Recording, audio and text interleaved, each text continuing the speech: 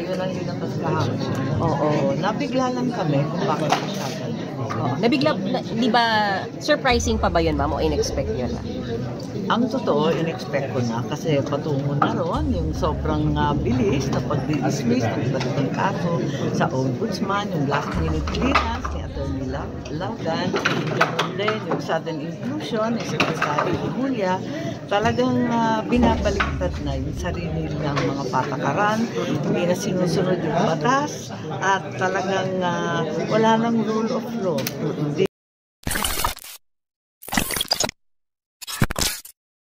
Mga kababayan, nakita mo niyo po si Tita Amy, talagang nagsalita po dito sa harap ng mga social media dahil nga po dito, dismayado po ang ating Tita Amy Marcos. Ito po nga yung kanyang kapatid kasi wala naman talagang silbi. Yan na, nanggaling na sa kanyang kapatid, kadugo, na isa kang walang silbi, BBM. Biruin mo ba naman, niluklok mo dyan sa pwesto mo, yung sa ombudsman, itong si Remulla? Puro pare-parehas na lang yung mga nandyan na nakaluklok, yung mga magnanakaw Panay lang ang pagtatakip nila sa inyo. Naknang toko. Ba't di ka magluklok ng isang hindi bias na government official? O by the way mga kababayan, bago natin umpisan yan, wag nyo kalimutan mag-subscribe at like at i-share ang ating mga videos. Eto na po tayo. Dito sa ating bansa. Nakakalungkot po.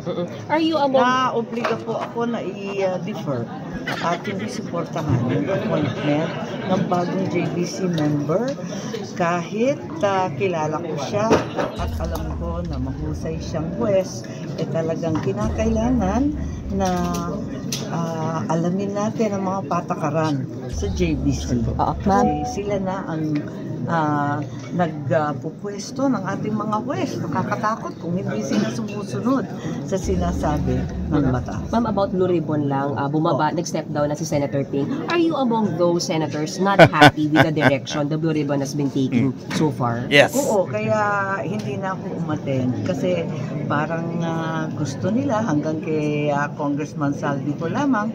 Hindi pwede yan. Nung sinabi ni Congressman ko, sinabi ng ilang kontratista, sinabi ng Public Works, na silang lahat ay napag-utusan. Ang tanong, sino nag-utos? Bakit ayaw iakyat ang... Ayan po, sino daw ang nag-utos mga kababayan? Syempre, wala nang iba kundi ang ating mahal na magaling na presidente.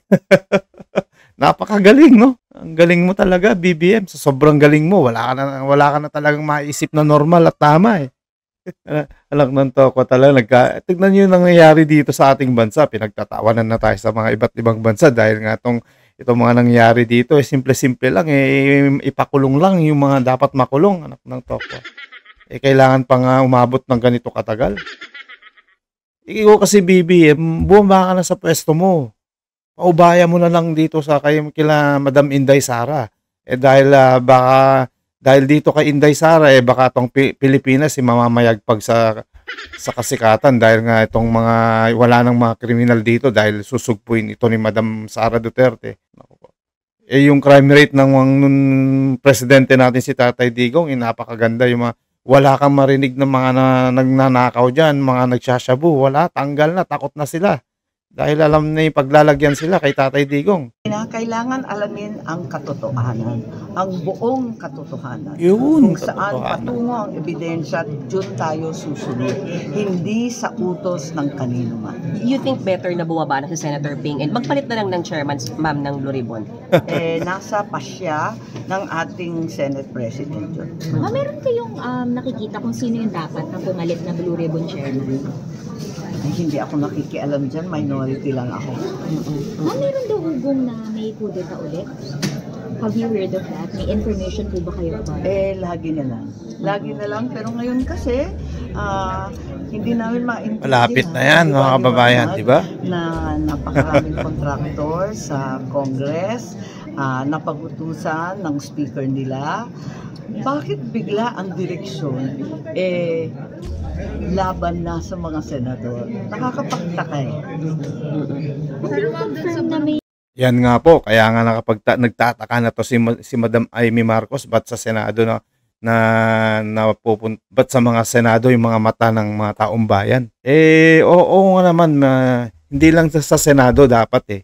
Dapat talaga muna, itong mga congressman muna na numero unong bandido dito sa ating bansa, na sila yung nag-ano-ano ng mga pera dito sa mga proyekto natin ng TOCA. Tignan mo yung congressman na 2 buhaya na yan. Bilyon na bilyon ang kanilang binulsa, mga kababayan. Pinagnanakaw nila yung mga pera natin. Nako, napakasama po ng mga taong to. Huwag po natin ibaling sa mga senator kasi sila, kaya nga tayo may Senate hearing. Ito ang gusto natin, yung mga congressman din talaga dyan dahil yan yung mga nag-udyok-udyok dyan sa mga DPWH. Uunahin muna yung mga congressman, saka na yung mga senator. Kasi nga, nandyan yung pinaka-main leader nila, yung dalawang yan, si Tamba, tsaka si Saldico, tsaka yung pinuno nila, yan si BBM. Yan ang gusto naming makita.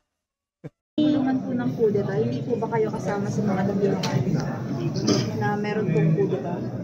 Ay, chismosa ako, nakikinig ako sa lahat.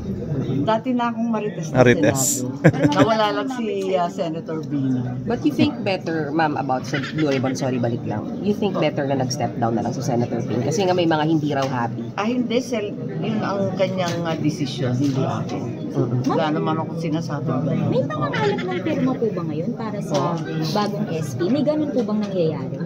Or ano po yung nakarating sa inyong information so? Wala, nabalitaan ko lang si Senator Alan na pinipida nilang susunod na SP gusto mag-resign lahat eh. Iba naman sinasabi nun. Pagkatapos si Senator Mix na sinasabi rin nilang kandidato, wala naman dito, nasa Yukon kung saan. Sino sila po? Kung yan yung mga haka-haka, hindi ko masyadong naintindihan. Is the minority pushing for Senator Alan to be the next Senate President po? Si Senator Alan nga, iba yung posisyon eh. Resignation ng lahat, that's not election. So as far as you are concerned, sa minority po, walang ganong gathering of signatures or support? Sa minority, maraming hindi natutuwa, sigurado ako doon, at maraming umaasa na magbago ang direksyon ng Senado. Itong bangayan, itong bardagulan ay hindi talaga angkop sa Senador. Tulad ko, gusto ko lang magtrabaho.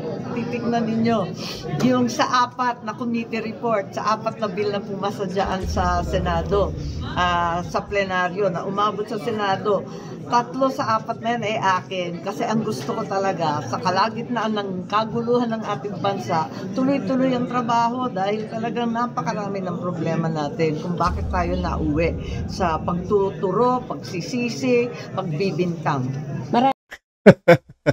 Ayan po ang sigaw ni Senator Amy Marcos, mga kababayan. Yung mga ibang mga senator dyan na nagbabardagulan na lang, hindi po pwede yan. Ang gusto ni Madam Amy, magtrabaho tayo. Kailangan natin na imbestigan, tapusin na natin tong kung sino man yung nadadawit na to, kailangan na natin ipakulong yung mga to, wag na nating patagalin. Yun pa ang gusto ni Madam Senator Amy Marcos. Kaya nga ito nga, wala ho siyang gana pumunta dito sa Senate dahil nga yung nag-resign si Ping Lacson, wala na siyang gana dahil pumunta ron. Dahil talagang wala na akong patutunguhan. Ito, sino ba naman tong leader natin ng TOCA? Itong si Tuta Soto, ayaw pa kasing bumaba sa pwesto, pinagpipilitan ng sarili niya.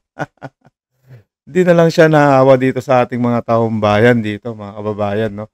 Ito na nga, pulos, nakikita na ng mga araw-araw na lang napapanood dito Soto sa social media na nakikita niya naman yung mga kabulukan at ayaw na sa kanya ng mga taong bayan. Kailangan na lang magpalit ng tao dyan sa mga gobyerno. Kung na kailangan matapos na tong hearing na to, kailangan dyan mag-iba ng Senate President para matapos na. Ilagay dyan sila Narcoleta at Alan Peter Cayetano. Ito kasi si Tuta Soto, mga kaibigan. Tuta talaga siya. Pinapatagal lang talaga niya. Ayaw pa niyang mag-resign. Despite of na stable daw ang Senado. Hindi na lang siya nahiya. Maraming hindi natutuwa sa minority, sa leadership, sa current leadership po, ma'am. Sabi niyo po. Well, wala naman tinutukoy na personal. Sa Friday, ma'am, pwedeng mangyari po. Kasi may hindi pwede bang namin mangyari? maintindihan kung saan lang gagaling itong direksyon na to. Utos ba? Kusa ba? talagang parang linilin lang naman ang taong bayan. Tama Mas ka po matalino dyan. ang Pilipino kesa dyan. Hindi magpapauto. Tama. May session Okay. sa Friday, may possible bang po na mangyayari? Palitan ng May leadership. session ko talaga sa Friday. Meron pa. Pati So session, far- di ko na maintindihan. Kasi ang sabi, hindi naman daw magro-roll call. Basta mag-a-adjourn. Hindi ko alam. But on the part of minority, ma'am, just to clarify, walang usapan ng pagpapalit ng liderato. Walang pagpaplano ng pagpapalit. Parati naman pinag-uusapan yan ang topic ng lahat ng minority. O ayan, BBM. Narinig mo, sarili mong kadugo, si Senator Tita Amy Marcos na nanawagan na dito sa taumbayan dahil di niya na masikmura yung mga kabulukan ninyo. Kayong mga nandyan sa administrasyon. Ng toko. O, ito po yung mga kaganapan dito sa Pilipinas. Napakagulo, napakadaming mga balita na against dito sa gobyerno natin, mga kababayan. Stay tuned lang po kayo. Huwag niyo kalimutan mag-like, subscribe at i-share ang ating mga videos. Nang sa ganun, napapanood dito ng ating mga kababayan dito at sa iba't ibang bansa, mga kababayan. Maraming salamat po and God bless.